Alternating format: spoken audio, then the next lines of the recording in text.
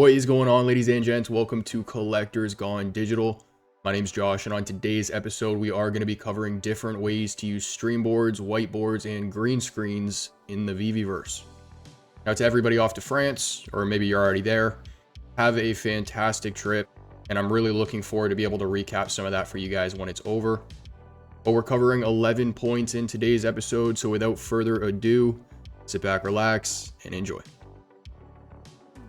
So the first thing I want to mention here, and I don't actually think I showed it in the Cavernous free trial, but one of the default textures that you're going to have, or you should have, assuming that VeVe hasn't taken it out for whatever reason, but is a green screen texture, meaning you can apply this to all the default shapes and models and stuff like that in your space. So in terms of some of today's points, I need you guys to take this into consideration, just because that's how some of these points will make sense. So with that being said, let's kick it off at the first one. So first up on the list, we're going to have storytelling. And when I think of storytelling, I think of green screens.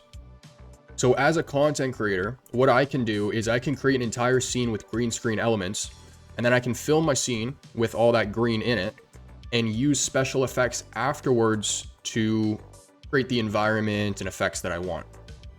We know that one of the default spaces is just an open sky, and that's where the original unveiling was with Dan's home. Let's say I build my home, and then I put a big wall behind the house, enlarge it, and apply the green screen texture. And I'm thinking of movies like Zathura. But I could create a scene for, let's say a short film that I'm making, where my house is now floating in space, but the background elements are actually moving, right? Because you won't get that with a skybox. When you upload a skybox, it's a static image. It does not move, even when your character's moving. So that would be the advantage in this case with a green screen, and you applying the special effects afterwards is I can make it look like it's floating in space, but I can actually have like shooting stars and stuff like that happening in the background.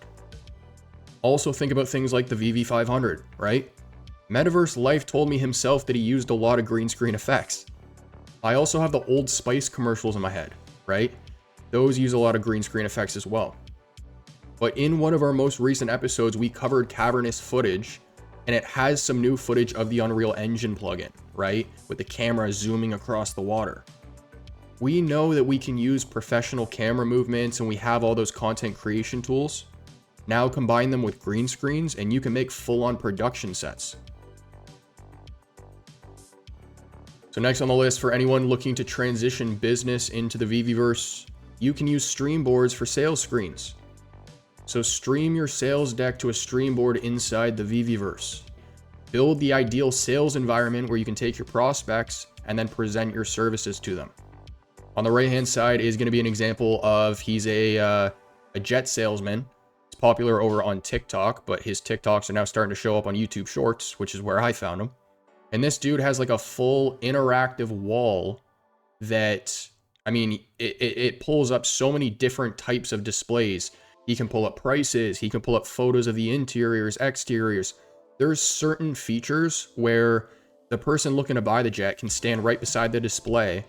He'll pull up the interior and it'll show the owner, or the potential owner, should I say, how much headroom they would actually have if they're standing up inside. So you can transfer something like this right into the VeVeVerse.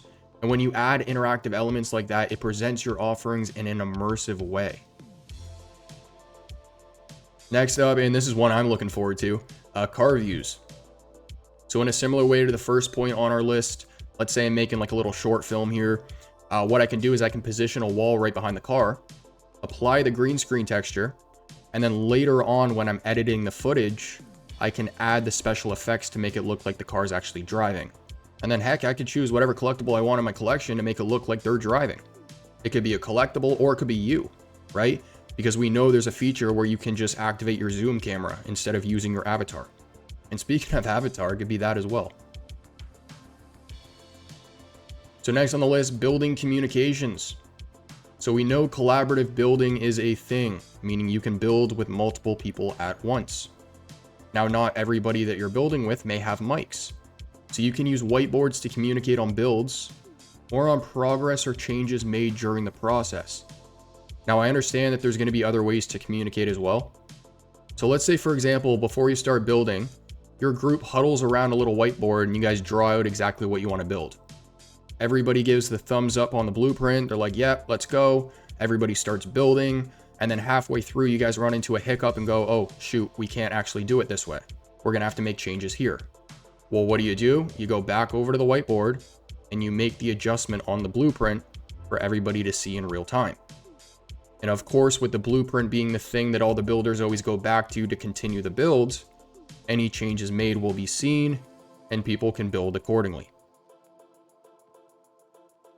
Next up, we've talked about concerts a lot on the channel. This time, we're talking about the visuals for the concert.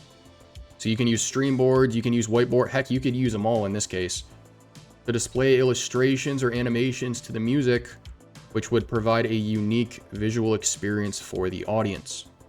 So this is, of course, what they already do in real life, but now using the resources that we have in the digital space to enhance your digital set. Next up, we're going to talk about wallpaper here. So we know that textures are going to be a thing. Of course, there's going to be default textures that you can just apply to your walls, but whiteboards are scalable. So you can drag the right side, the left side, the top, the bottom, and you can scale it to whatever size you want. And so what you can do is you can match that whiteboard with the size of the wall, and then you can hand draw your own designs. Now, I didn't actually try this in the trial, so this is just a thought in my mind. It might not actually work out as well as I'm thinking it, but you could scale it up to match the entire wall, or you could do something similar to what Matt Gondek is actually doing with his art right now.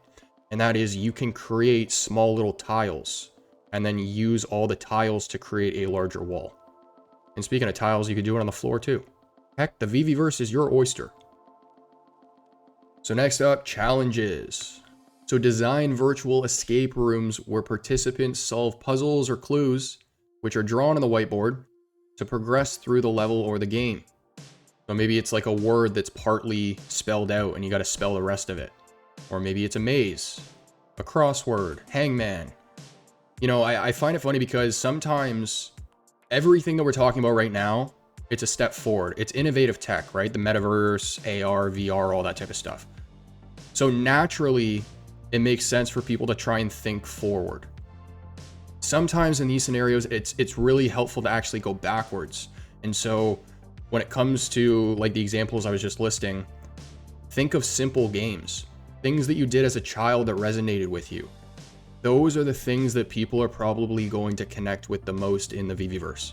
And that just comes from my gaming experience in general.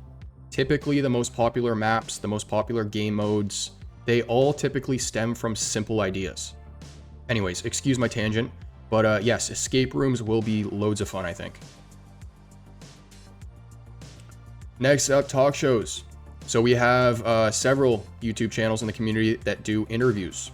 What better way to support VeVe than to transition that content right into the VeVeVerse with your own talk show stage? So like traditional talk shows, they all have backgrounds to set the atmosphere, right? You can set it up so that you have a stream board that allows you to change the background, stream whatever you want, right? Or you could do a green screen where you just apply the special effects afterwards. The only thing that I would mention here is that if you are a content creator that's filming it to post it online, take into consideration the frame rate. Because let's say, for example, you use a stream board that is streaming a certain type of video, but that video that you're streaming is a different frame rate from the frame rate that you actually upload the interview in, then the video that board is streaming, it's going to be off. So that's why I mentioned a green screen, is because the video that you attach to the green screen is just going to be part of all the edits that you do for the interview video that you end up posting to YouTube anyways. So if you do it all in one step that way, you can ensure that the video in the background matches the same frame rate. Next up, you can use stream boards to create your own art display. So that is an art style and niche itself. Combine a bunch of boards, right, that are all streaming something different, and then merge them together, sculpt them in a way to create art out of the stream boards. I was kind of thinking along the lines of Beeple's spinning artwork, if you guys have seen that. I don't even know what to call it. It's like a spinning display. I'll toss it on screen. But I don't see any reason that would prevent you from, you know, creating art using a bunch of these boards. Next up, I've talked about a drawing room in the past, and now I have a more specific idea of how you would actually do this, because when I was in the free trial, I do want to make note that I was not able to draw on anything other than whiteboards. Now that just might have been a feature in the trial. It might be completely different in the VeVeVerse. You might just be able to draw on anything. If that's the case, then you could just set up an empty room, right? Nothing in the room, just all white walls, and just draw on all the walls. If it's whiteboards that you have to draw on, then you just do the exact same thing, but you just line the room with whiteboards. And then you should be able to walk in, pick up your drawing tool, and then just draw on whatever wall you want. Next up, we're going to talk about store displays. So present your products in a more professional way, right? Somebody walks into your digital store, maybe you have a stream board above your products that are streaming in real life examples of those products being used. I'll give you a perfect example. Most clothing stores nowadays provide mock-ups of people wearing the clothing. While that's considered normal now, in my personal opinion, I think that's going to be really boring in the VeVeVerse. So I think the next level is when I walk up to that shirt, I want to look above it and I want to see like a short film of, you know, people wearing it, right? Different camera angles panning in and out, not just that static image. In the last cavernous video, we showed an example with Audi. So let's say I walk into a car showroom and above the car, it's a show reel of the car driving in different environments.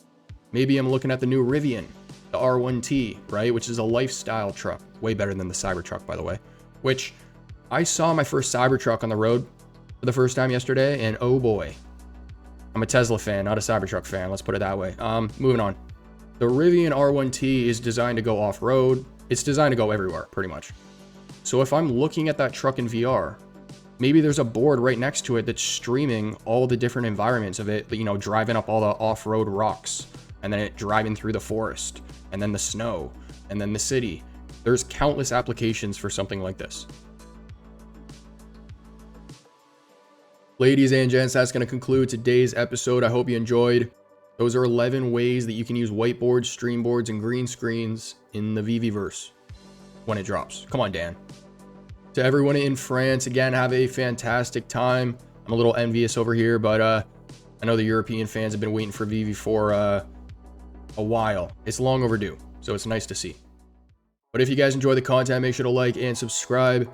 Comment down below what you want to see in a future episode. And as for our next, I'll catch you then.